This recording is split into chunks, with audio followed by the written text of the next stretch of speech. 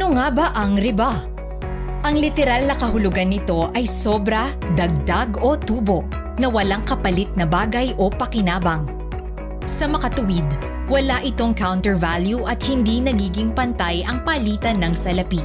Sa panahon ngayon, ang riba ay nakikita natin sa mga pamamaraan ng pangungutang sa bangko, katulad ng pagpataw ng interes sa mga loan, sa bahay, sa kotse, sa puhunan. Ang riba dito ay batay lamang sa panahon na tumatakbo ang obligasyon ng utang sa paglipas lamang ng panahon. Wala itong kinalaman sa pagmamay-ari ng bagay o ari-arian o ang paglago ng negosyo ng kliyente.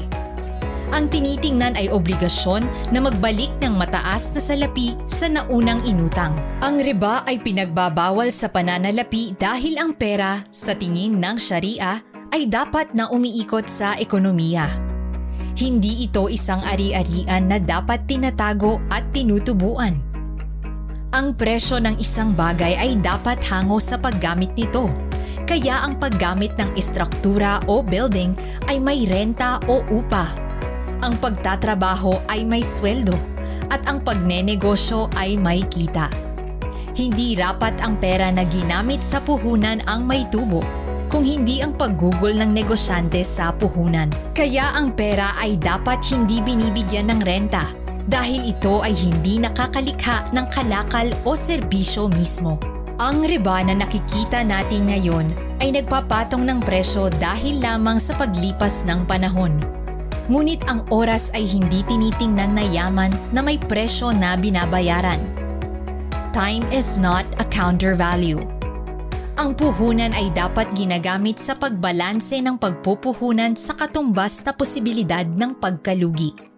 Nakukuha ang kita dahil sa kasipagan ng tao o kumpanya na gamitin ang puhunan upang makapaggawa at tinda ng produkto o serbisyong may mas mataas na halaga kaysa sa naunang inambag. Ito ang patas na pagnenegosyo sa mata ng Sharia. Makatarungan lamang ang return kung mayroong kaakibat na risk. Salamat sa panonood! Abangan sa susunod na linggo ang bagong paksa na tatalakayin natin tungkol sa Islamic finance. Ibahagi niyo rin ang inyong mga natutunan sa inyong mga kakilala at sama-sama tayong tumangkilik at matuto. Muli, ito ang IF 101, Usapang Islamic Finance sa Bangsamoro.